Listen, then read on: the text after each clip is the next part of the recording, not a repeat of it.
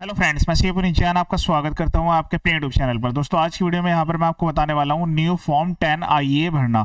अगर आपको old tax regime से न्यू टैक्स रिजीम में जाना है, फिर न्यू टैक्स रिजीम से ओल्ड टैक्स रिजीम में, उसके लिए आपको पहले फॉर्म 10 आईए भरना पड़ेगा। Income tax return ITR 1 and 4 आ चुके हैं। जल्दी यहाँ पर ITR 2 एंड 3 भी अवेलेबल होने वाला है। तो आप जो है इंश्योर करें कि अपने रिटर्न फाइल करने से पहले इस फॉर्म को जरूर फाइल करें। सही तरीके से फाइल करना जरूरी है। पूरा A to Z प्रोसेस बताने वाला हूँ। सबसे पहले आप जो है इनकम टैक्स के ऑफिशियल वेबसाइट पर लॉगिन करेंगे अपने पैन कार्ड के थ्रू। पैन कार्ड के थ्रू यहाँ पर लॉगिन कर लेना है। लॉगिन करने के बाद हम यहाँ पर डायरेक्टली फॉर्म भरने वाले हैं। लॉगिन करने के बाद आपको ई फाइल में आना है। यहाँ पर फाइल इनकम टैक्स फॉर्म पर क्लिक करना है। ये जो फॉर्म है आप 2 मिनट अंदर फाइल कर सकते हैं। बस इसका आपको लॉजिक पता होना जरूरी है। न्यू टैक्स रिजीम आपने ली हुई थी, आप ओल्ड टैक्स रिजीम में जाना चाहते हैं, या ओल्ड टैक्स रिजीम थी न्यू टैक्स रिजीम में जाना चाहते हैं। जब आप ITR 3 या 4 फाइल करते हैं कि आपकी जो है बिजनेस या प्रोफेशन से इनकम आ रही है, तब ये भरना जरूरी है। ITR 1 और 2 के केस में फाइल करना मैंडेटरी नहीं है, आप आराम से स्विच कर सकते हैं। इसके बाद यहाँ पर हमें आना है form as per income tax act 1961। यहाँ पर आपको मिलेगा application for exercise oblique withdrawal of the option. तो जो आपने लास्ट ITR फाइल की होगी उसके हिसाब से भी डिटेल्स ऑलरेडी फैच कर रहा होगा। अब यहाँ पर हम असेसमेंट ईयर सेलेक्ट करेंगे 26-27, देन उसके बाद कंटिन्यू पर क्लिक करेंगे। देन उसके बाद ऑप्शन आएगा लेट्स गेट स्टार्टेड, यहाँ पर क्लिक कर लेंगे। अब ये आपसे पूछेगा कि क्या आपकी जो है प्रॉफिट फ्रॉम गेन्स और फ्रॉम बिजनेस और प्रोफेशन, क्या आपका जो है बिजनेस या प्रोफेशनल नेचर की इनकम है क्या during the assessment year. Current year की बात कर रहा है। अब अगर आप इसको यस करेंगे तब ये फॉर्म फाइल कर पाएंगे। नो करते यहाँ पर कहेगा कि अब जो है इसके लिए अलग से फाइल करने की रिक्वायरमेंट नहीं है। तो हम सबसे पहले आपकी जो है बिजनेस या फिर प्रोफेशन से इनकम होना जरूरी है। अब आपसे पूछा जाएगा कि भाई आपकी जो ड्यू डेट है वो क्या है। तो इस केस में इस बार जो ड्यू डेट है वो 31 अगस्त है। पहले जो डेट होती थी वो आप यहाँ पर आपकी 31 जुलाई होती थी। तो ये फॉर्म में जो है नया अपडेट है। तो इस बार जो है ITR 3 और 4 के लिए डेट है 31 अगस्त। अगर आपकी जो है ऑडिट एप्लीकेबल नहीं है, अगर आपकी इनकम टैक्स में ऑडिट एप्लीकेबल है उस केस में 31 अक्टूबर है। और अगर आपके पास आपके ऊपर ट्रांसफर प्रोवाइजिंग के जो प्रोविजंस है वो एप्लीकेबल होते हैं और आपको ऑडिट कराना रिक्वायरमेंट आ रही है, तब उस केस में जो है 30 नवंबर है। तो इस केस में यहाँ पर आपको देखना पड़ेगा कि आप जो है तीनों में से कौन सी डेट में फॉल कर रहे हैं। तो अभी कोई डेट बढ़ी नहीं है, इन्होंने ऑलरेडी इसको कवर कर लिया है भाई, और एक्सटेंडेड फॉर द सेमेंट ईयर। तो इस केस में ऑडिट एप्लीकेबल नहीं है, मैं ये वाला ऑप्शन सेलेक्ट कर रहा हूँ। अब यहाँ पर कंटिन्यू पर क्लिक करेंगे।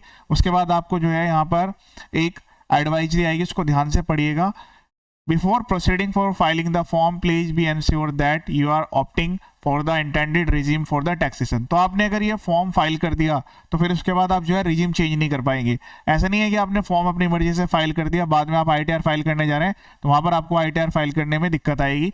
And you are filing the form within the due date. उसके बाद एक और भी प्रोविजन है कि ड्यू डेट के अंदर आप इसको फाइल करेंगे तभी आप रिजीम चेंज कर पाएंगे। एक बार आपकी ड्यू डेट निकल गई तो फिर उसके बाद जो है बाय डिफॉल्ट आपकी जो रिजीम रह जाएगी वो न्यू टैक्स रिजीम रहेगी। बाय डिफॉल्ट टैक्स रिजीम जो है न्यू है। Benefit for intended tax regime may not be allowed by the department in case of delay in filing. ये मे नोट भी लिखा हुआ है पर लेकिन 100% है कि इसमें प्रोविजंस है, ड्यू डेट के अंदर फाइल करना जरूरी है। Once the form is validly filed same can not be withdrawn. एक बार अगर फाइल हो गए तो विड्रॉ नहीं हो सकता है। इस पर क्लिक करेंगे। क्लिक करने के बाद आपके सामने कुछ ऑप्शन आएंगे। तो सबसे पहले तो बेसिक इन्फॉर्मेशन है, माई प्रोफाइल का ऑप्शन है। अगर आपको इसमें एड्रेस अपडेट करना है, ईमेल आईडी, मोबाइल नंबर, तो आप माई प्रोफाइल में जाकर कर सकते हैं। ठीक है, इसमें बस केवल कुछ वैल्यू आपको सेलेक्ट करनी है। ये सारी टेबल्स को हम एक बार 1 बाय 1 करके देख लेते हैं। पहली टेबल में कुछ नहीं करना, ऐड क्लिक करना है बस, उसके बाद सबमिट पर क्लिक कर देना है। दूसरी वाली इन्फॉर्मेशन है, इस पर भी आपको कुछ नहीं करना, सेव पर क्लिक कर देना है। उसके बाद डिक्लेरेशन, यहाँ पर आपको टिक करना है। यहाँ पर आपको जो है सेलेक्ट करना है, मतलब son of, daughter of, wife of, फिर उनकी यहाँ पर नेम लिख देना है आपको। देन उसके बाद यहाँ से डिक्लेरेशन सेलेक्ट कर लेना है। यहाँ पर ये 2 डिटेल्स हैं, यहाँ पर आप ये खुद से डिक्लेयर कर रहे हैं।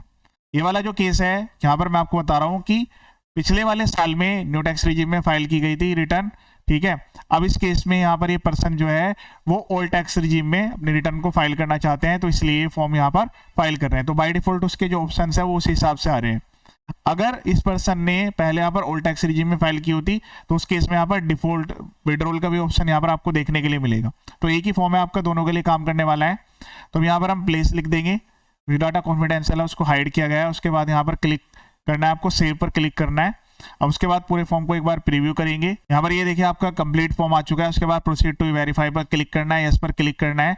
क्लिक करने के बाद यहाँ पर आपको ऑप्शन देखने के लिए मिलेगा आधार ओटीपी का। तो पहले वाला ऑप्शन है आधार ओटीपी, इसके द्वारा भी आप कर सकते हैं। नेट बैंकिंग या बैंक अकाउंट के थ्रू वैलिडेट करना चाहें वो भी कर सकते हैं, तो इसको टिक कर लेंगे। उसके बाद कंटिन्यू पर क्लिक करके रजिस्टर्ड मोबाइल नंबर पर जो आपका आधार में लिंक है उस पर ओटीपी जाएगा। ओटीपी वेरीफाई करते ही जो आपका फॉर्म है सबमिट हो जाएगा।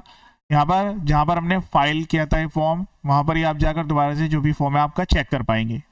सक्सेसफुली सबमिट होने के बाद ये फॉर्म आपको यहाँ पर दिखेगा। अभी मैंने इसको यहाँ पर फाइल नहीं किया है, आपको जाना है व्यू फाइल फॉर्म, इसमें यहाँ पर आपको डाउनलोड कर लेना है। इसमें डेट और एक्नॉलेजमेंट नंबर, ये दो चीज़ें आपको रिक्वायरमेंट आएगी जब आप अपने इनकम टैक्स रिटर्न को फाइल कर रहे होंगे, ठीक है। तो यहाँ पर मैंने आपको बता दिया है कि जो आपका आप जो है फर्स्ट टाइम जब आप ऑल टैक्स रिजीम में जा रहे हैं तो आपको ये फॉर्म फाइल करने की रिक्वायरमेंट आएगी।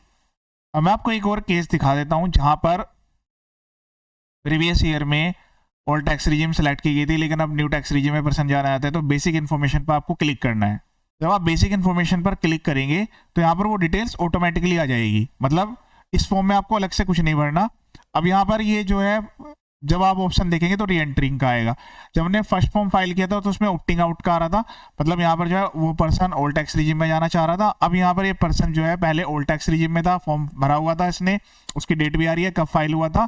अब ये न्यू टैक्स रिजीम में आना चाहता है तो ये डिटेल्स के बाद यहाँ पर सेव पर क्लिक करेंगे। उसके बाद ये वाली जो डिटेल्स है इसको आपको सेलेक्ट करना होगा, इस पर नो पर क्लिक करना है, फिर उसके बाद सेव पर क्लिक करके प्रोसीड करेंगे। फिर उसके बाद लास्ट वाले ऑप्शन में जैसे डिक्लेरेशन सबमिट की थी वही आपको सेलेक्ट करना है। यहाँ पर फादर नेम या फिर डॉटर या फिर जो भी आप सेलेक्ट कर रहे हैं वो ले लेना है, मतलब son of, daughter of, wife of, then उसके बाद प्लेस एंटर करके और उसको ओटीपी के द्वारा वेरीफाई करना है। तो जैसे आप ये फॉर्म भर देंगे तो विड्रॉल का ही फॉर्म ऑटोमेटिकली कंसीडर किया जाएगा अगर आपने पहले फॉर्म भरा हुआ है। तो इसमें सब डिटेल्स यहाँ पर ऑटोमेटिकली आएगी दोनों के लिए, मतलब ओल्ड से न्यू में जाना है, न्यू से ओल्ड में आना है, दोनों को स्विच करने के लिए सेम फॉर्म रहने वाला है। कंप्लीट वीडियो, इसके अलावा मेरे यूट्यूब चैनल पर सारे आईटीआर के वीडियो जल्दी यहाँ पर अवेलेबल होने वाले हैं। आईटीआर 1 2 3 4 5 स्पेशल इनकम वाइज में यहाँ पर सारे वीडियोज अपलोड करूंगा। चैनल का पर्पस फुली एजुकेशनल है, जीएसटी इनकम टैक्स की काफी सारी वीडियो यहाँ पर अवेलेबल है। वीडियो शेयर जरूर कीजिएगा। ये वीडियो देखने के लिए थैंक यू।